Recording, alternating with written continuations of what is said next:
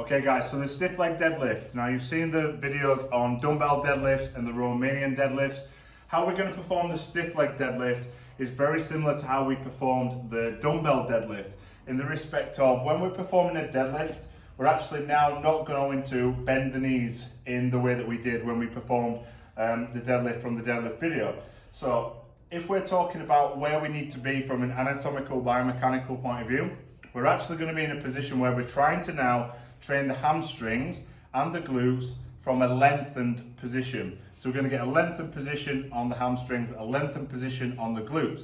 Now remembering that the hamstrings are a biarticular muscle group, and remember that the glutes are involved in hip extension, the stiff leg deadlift actually allows us to train the hamstrings through obviously the way that it crosses the hip, and then similarly we're able to then train the glutes also through that hip extension movement. So essentially what we would be looking for is in exactly the same thing that we did with the dumbbell deadlift, but now with a bar. So you're still going to work on that hip hinge. Everything's going to come from your hips, driving backwards, except now what we're not going to do with the knees is we're not going to allow them to bend so much. We're going to keep the legs relatively stiff. So as we're applying load, you will feel more of a stretch through your hamstrings. You're still going to keep your chest proud and perpendicular to the floor.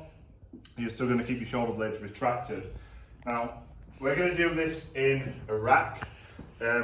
Obviously for yourself, you could do this from the floor. There's absolutely no problem with doing it that way. But how this would look under load is exactly like this.